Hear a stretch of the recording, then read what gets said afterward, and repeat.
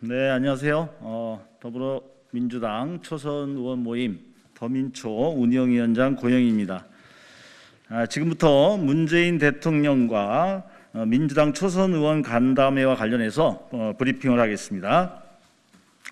본 간담회는 지난 4월 28일 이철희 정무수석과의 비공개 간담회에서 제안된 아이디어로 대통령께서 흔쾌히 허락하셔서 대통령의 미국 순방 일정 마무리와 함께 추진된 것입니다.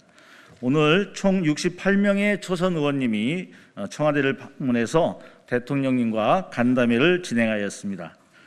10여 명의 의원님들께서 전체 의원님을 대표해서 발언해 주셨고, 또 대통령님도 이와 관련해서 답변과 또 격려의 말씀이 있었습니다.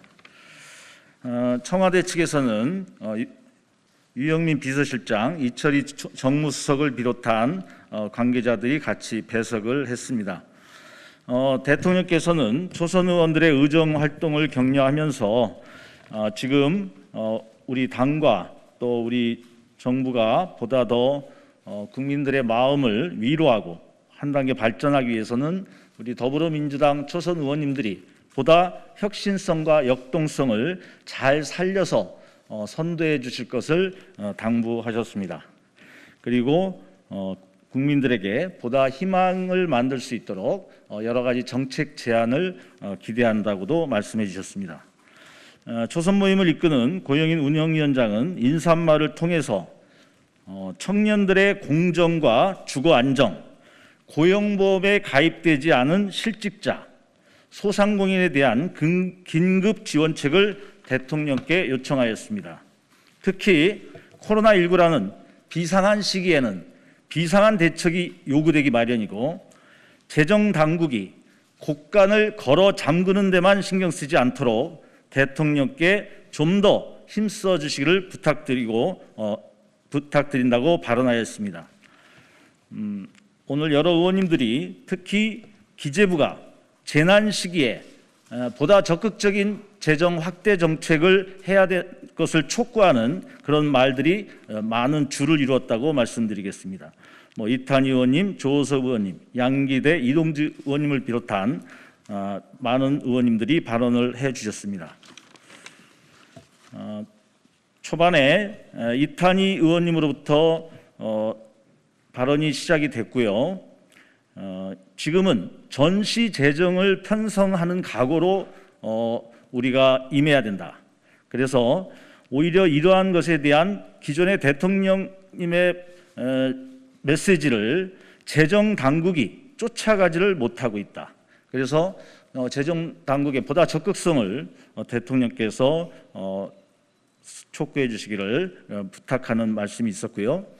우리 사회가 3단 로켓에서 그 로켓가 분리되는, 마치 우리 국민들이 이런 사회 코로나 등의 새로운 변화 속에서 낙오되지 않는 그런 사회가 되도록 대통령께서 더욱더 힘써달라고 부탁을 했습니다. 우리나라는 사람을 버리지 않는 사회라는 것을 말씀하신 거죠. 특히 오늘 그 청년 일자리와 관련해서 더불어민주당 청년위원장을 맡고 있는 장경태 의원은 국가에서 청년 일자리 국가 책임제를 요청했습니다. 그래서 근로 신청을 청년들이 하게 되면 중앙정부와 지방정부가 근로 지원을 책임지고 할 수 있도록 마련해 달라는 것이고요. 또 청년 주거 책임제도 요청을 했습니다. 청년들 중에 최저 기준이 미달된 그런 환경에서 주거 생활을 하고 있는 청년들에게는 1년 이상 입증이 된다면 보증금이나 이런 월세들이 지원됐으면 한다고 그러한 것들을 당부했습니다. 그리고 국가 균형 발전과 관련해서 조호석 의원 등은 특히 지금 지방정부가 여러 가지 산업 발전, 또 대학의 소멸, 여러 가지 부분에서 인구 감소, 그래서 국가 균형 발전이 굉장히 심각한 위기에 처해 있고, 그래서 이것에 대해서 대통령께서 힘써달라, 그래서 수도권과 비수도권의 차별을 없애달라는 이야기도 있었습니다. 남북 문제와 관련해서는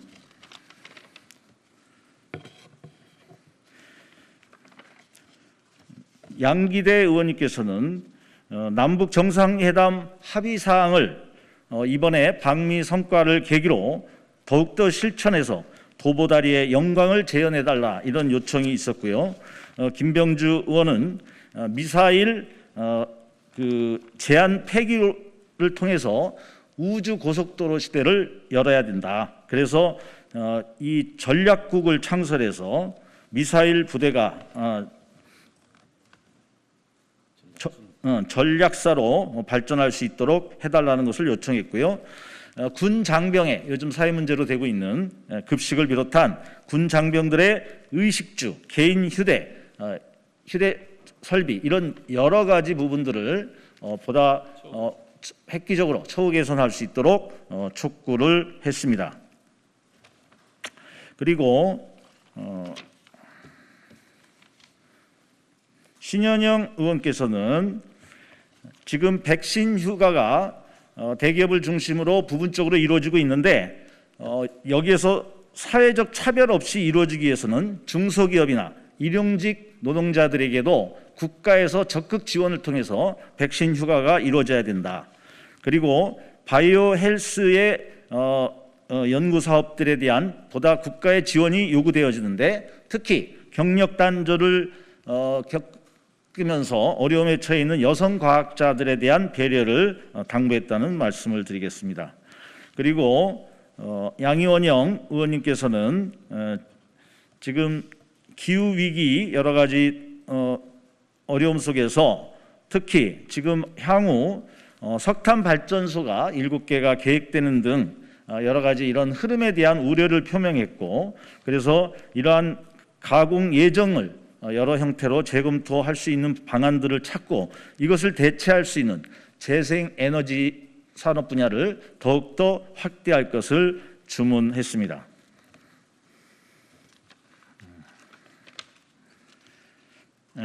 또 소상공인들의 어려움과 관련해서